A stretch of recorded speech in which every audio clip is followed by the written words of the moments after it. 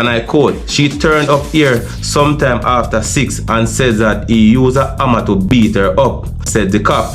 In her official report to the Constant Spring police station, she mentioned that the entertainer said, like, "Oh, you bleeding, I better me just kill you and done, because that is a sign say you should die." This incident led to Bounty Killer facing some severe backlash, you know what I mean, including his US visa being revoked. Now people gonna talk about an incident after which Bounty Killer was charged for illegal possession of firearm, as also assault at common law and lawful wounding. This incident happened in 2008, in which the artist reportedly pulled a firearm and a motorist and his entourage subsequently proceeded to beat this man. What time is it?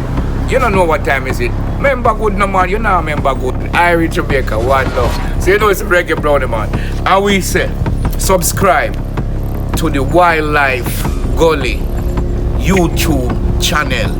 Subscribe, like, design, do what you have to do. You know the thing. Credible information. Wildlife YouTube. Subscribe. Check it out. Very informative. Yeah. Wild.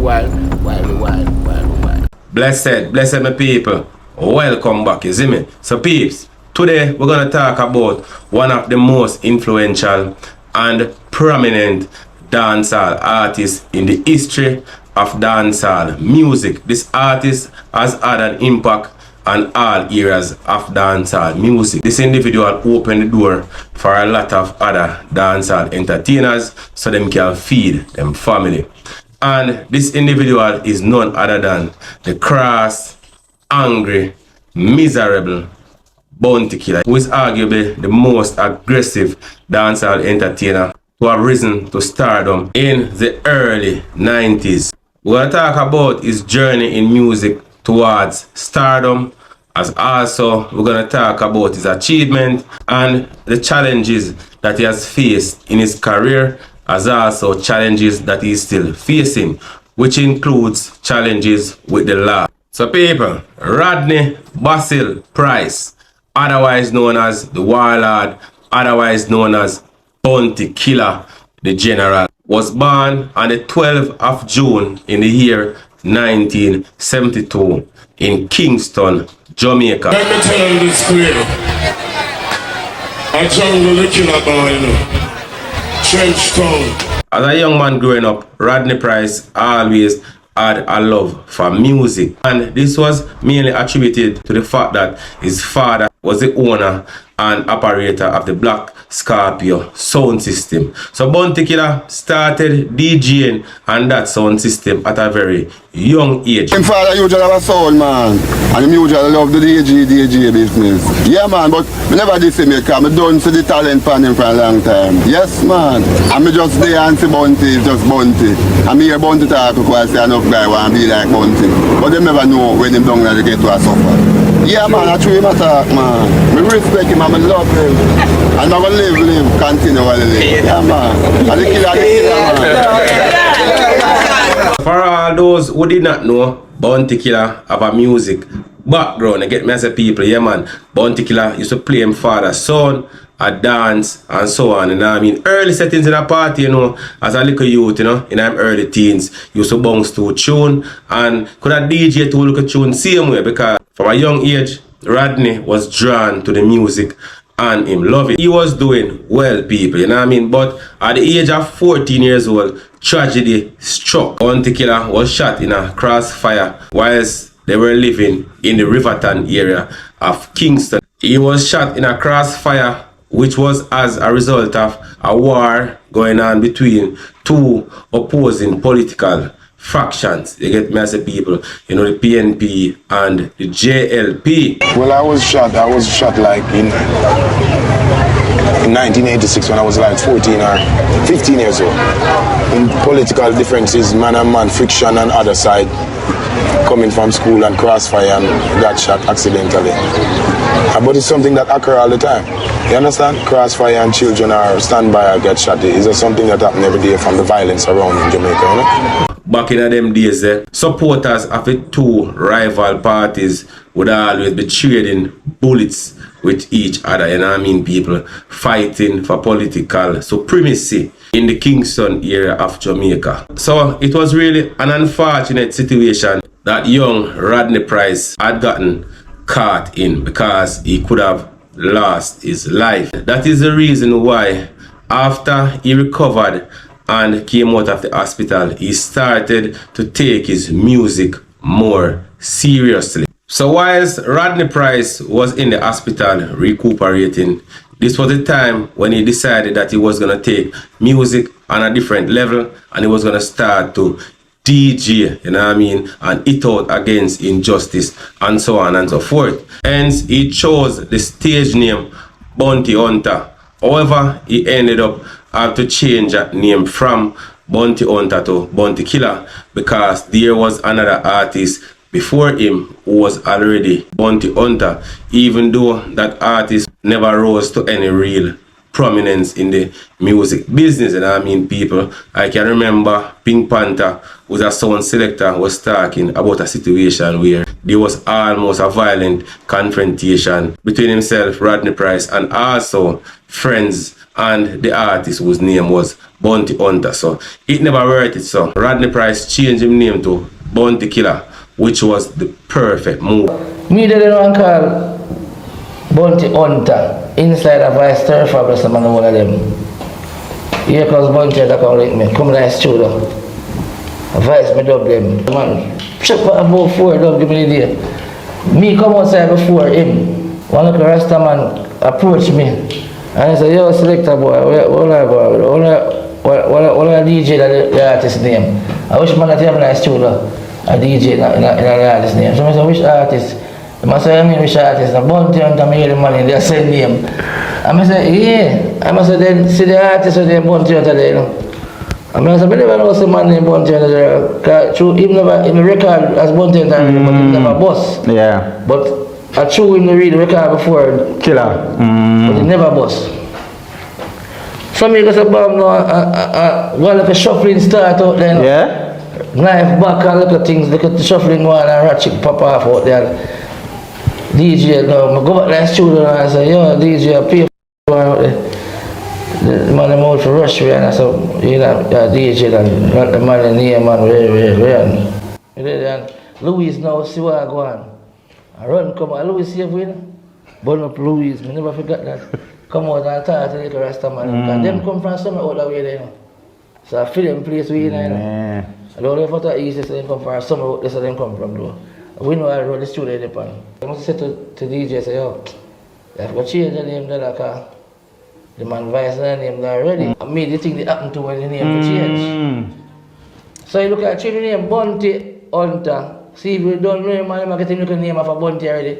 You know what, that's the whole name, naturally. So I look like, for some reason, I know the killer part come up between Ariton and them and the rest of man, them or some other jams come up with the killer part. Like I say, yo, take off the Hunter and that's the killer. Because you're bad at the boy.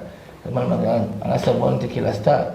So with the name Bounty Killer, he started to perform for many other sound systems all over the place and started to focus on recording his music. But in the early 1990s, before Bounty Killer got his break in the dancehall industry, he used to be in the retail industry as an entrepreneur. He used to sell figurines and so on. He was then encouraged to record at King Jammy's studio in Kingston. He eventually took the advice that was given to him and recorded with King Jammy. His first session began in spring 1992. One of his first tunes was a song titled Copper Shot. And you know, people, the type of individual Jammies was never interested in releasing this song because the violent nature of the gun lyrics.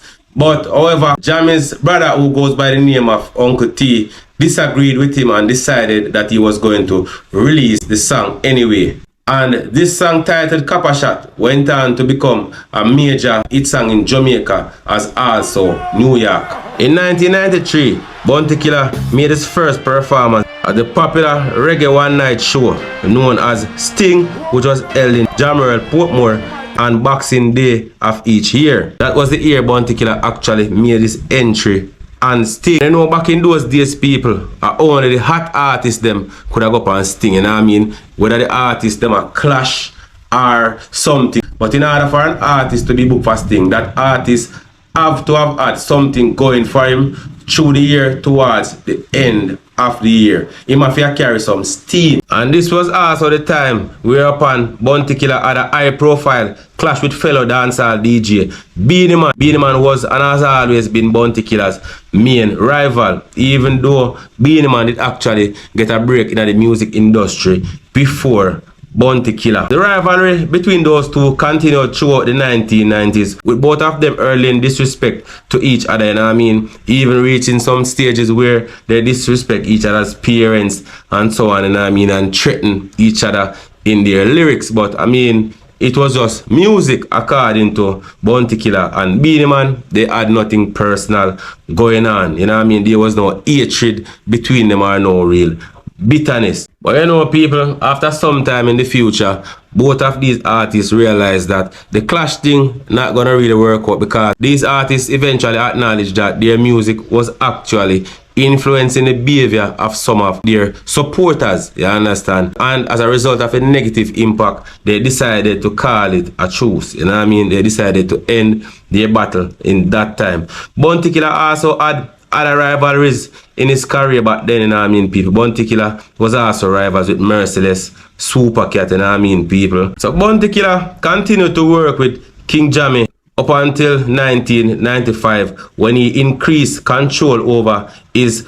output by leaving King Jammy and setting up his own Stardom production company and Priceless Records label. During the 1990s, Bounty Killer was one of the most sought after dancehall DJ. As we would say it now, was one of the hottest dancehall DJ who was very, very high in demand. Bounty Killer has had a very, very successful career throughout the 90s. Bounty Killer worked with several music producers and labels in Jamaica, releasing songs such as Defend the Poor, Mama, Book, Babylon System, Down in the Ghetto, and Look Good. With all of these songs trending and being hit songs, Bounty Killer started to gain a lot of traction in Europe as also the USA, giving him the opportunity to record with overseas acts such as Busta Rhymes, No Doubt,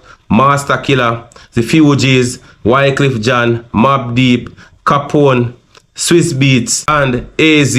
In the mid-1990s, he began releasing albums. He released 4 in the year 1994. His 1996 album, My Experience, was hugely successful, spending 6 months on the Billboard Reggae chart. In 1997, Bounty Killer made a cover version of Rose Rice hit single titled Love Don't Live Here Anymore, and this was done with Swedish singer Robin. This song was a huge success in the Caribbean.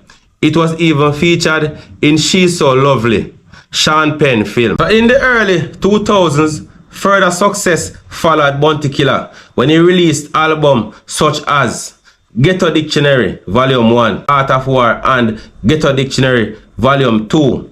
Mystery, The Letter, receiving a Grammy nomination, which he lost to veteran reggae producer Lee Scratch Perry. Bounty Killer later admitting that he felt he should have won the award, as Lee Scratch Perry should have won that category during his glory days. In 2006, he signed with VP Records and released the compilation album Nana Mercy, The Warlord Scrolls on November 7, 2006. He has been credited with having inspired many young artists such as Vybz Kartel, Movado, Elephant Man, Baby Sham, Bling Dog, Wayne Marshall, and several other artists who were members of the Bounty Killer-led Alliance group. In the year 2002, a collaboration with No Doubt, the song titled Hey Baby, won Bounty Killer its first Grammy Award for Best Pop Vocal Performance by a duo or group. The win made Bounty Killer one of the few hardcore dancehall artists to win a Grammy Award. Hey Baby also sold over 1 million copies, making it Bounty Killer's first single to go platinum. The DJ was also voted Guinness Greatest Icon in the year 2012 and later won DJ of the Year in 2013. In the year 2003, Bounty Killer had to cancel 2 of his concert because of an outrage in the LGBT magazine. In the year 2003, Price cancelled 2 of his concerts after the LGBT magazine outrage petitioned Scotland Yard for his arrest, claiming songs about bashing gays would incite harassment against the gay community. So Bounty Killer took a break and returned 3 years after in the year 2006, performing uncensored lyrics at several venues without recrimination. He has since directed his focus to social commentary and party lyrics, admitting that he will not pay attention to nor attack the gay community in his music. In the year 2004, Bounty Killer and long-term rival Beenie Man finally buried the hatchet and put their difference aside and also recorded a song titled Legendary. You know, prior to this, people, Beenie Man and Bounty Killer used to always be on and off. Sometimes them fall out, sometimes them good. But you know what I mean? Since 2014, these two have decided that they were gonna bury their differences. You know what I mean? The two also performed a well-received versus battle together on Instagram during the COVID-19 pandemic quarantine time. You know what I mean? On the 23rd of May 2020.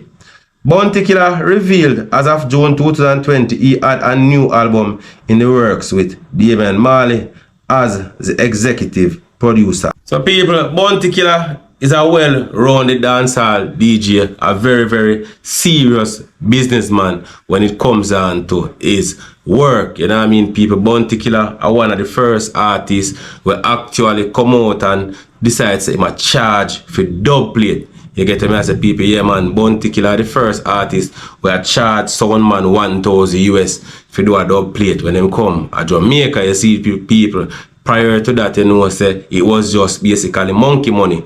But you know, Bounty Killer kind of take it to a different level. As also back in them days, the people, Bounty Killer used to actually charge good money for the stage show when compared to what other artists in that time was charging. So Bounty Killer set a whole heap of trend in a dancehall music for the younger generation. You know what I mean? Bounty Killer in his prime was basically the leader in dancehall, you know what I mean, and the gatekeeper. But Bounty Killer was not a selfish gatekeeper, as he was never afraid to give the younger artists their try, you know what I mean, their opportunity to showcase their talent to the world.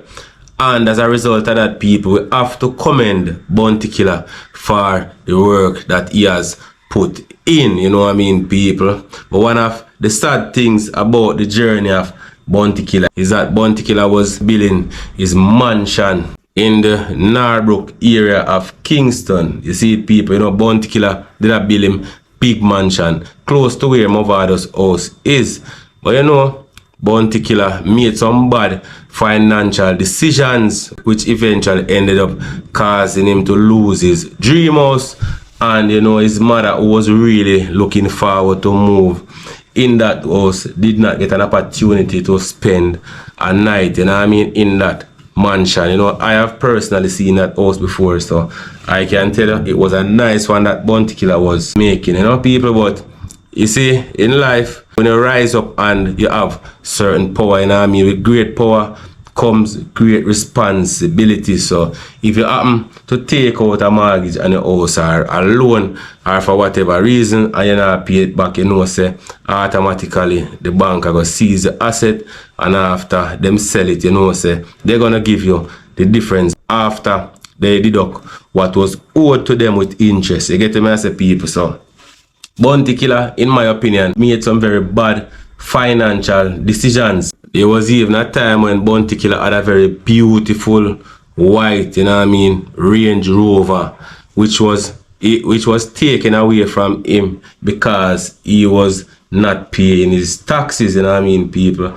He owed taxes, and as such, you know, so the tax people them take away him vehicle. And even so, you know what I mean, Bounty Killer was given the opportunity to make arrangements, you know what I mean, to pay the outstanding tax money, you know what I mean, to get his vehicle back. But you know, Bounty Killer, being Bounty Killer, cross, angry and miserable, you know, he decided that he was not going for any range.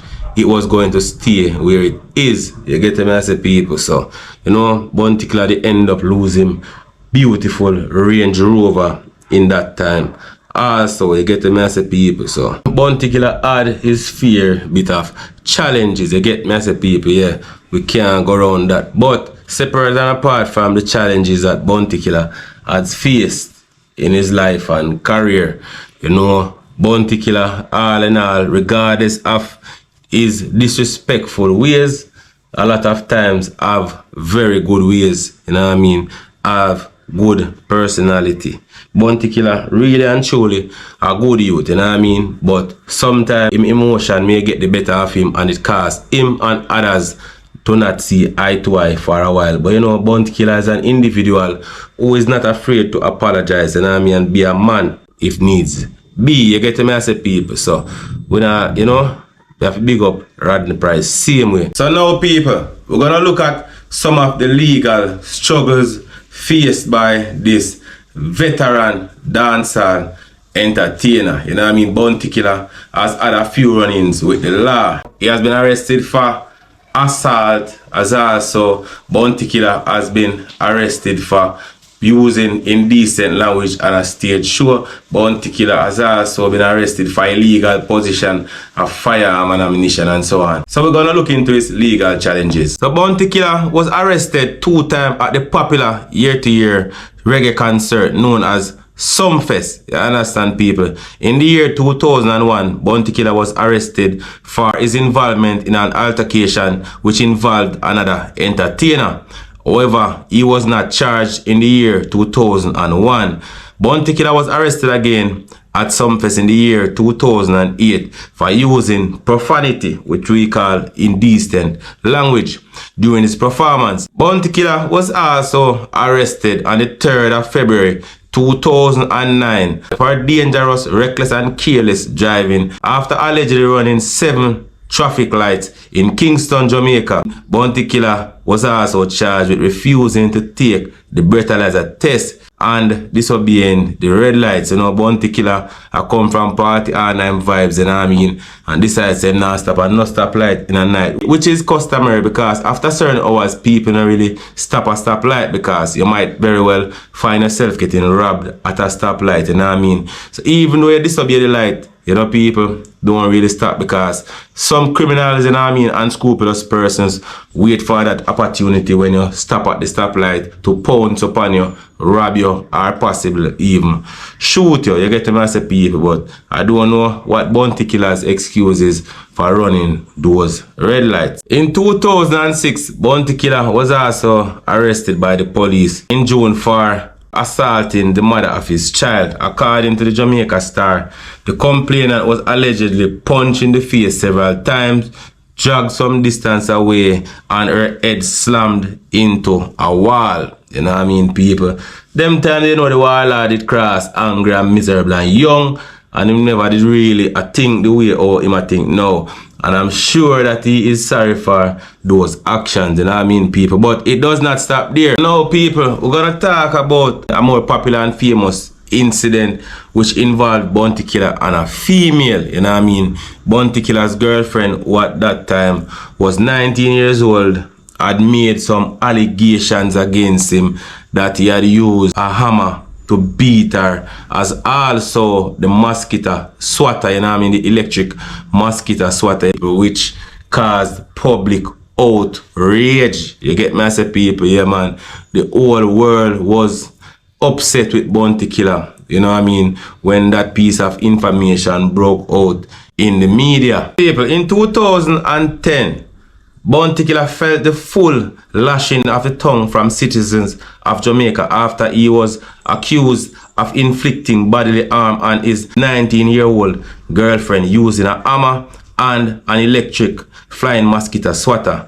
Bounty Killer denied the use of the household devices And 1 year after, the case was dropped against Bounty Killer in 2011. And this was after the complainant, as also her lawyer, failed to turn up at court. The alleged victim came forward some years after and said that Bounty Killer did not use a hammer to hit her, even though the deputy superintendent at the police station where she went at the time in 2010 said that, and I quote, "She turned up here sometime after 6 and said that he used a hammer to beat her up," said the cop.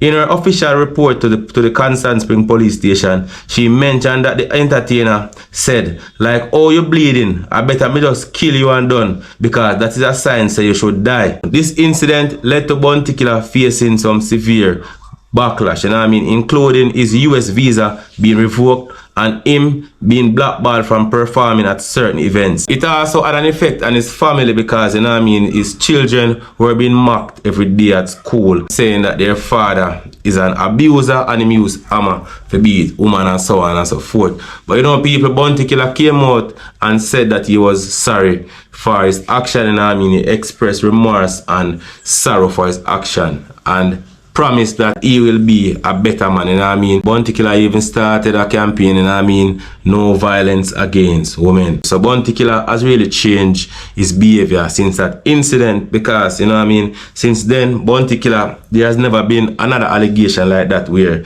it is said that Bounty Killer assaulted a female in that manner. Those allegations were very damaging to the character of Bounty Killer, you know what I mean. This young lady came out and made such damaging allegation, and then she retracted her statement by saying that Bounty Killer had never assaulted her on a program some years after, you know what I mean, people. That is really some act of bitterness, you know what I mean. This young lady is lucky that she was not charged for making public mischief, and Bounty Killer never bring her to court for defamation of character, because those allegations are very, very serious allegations.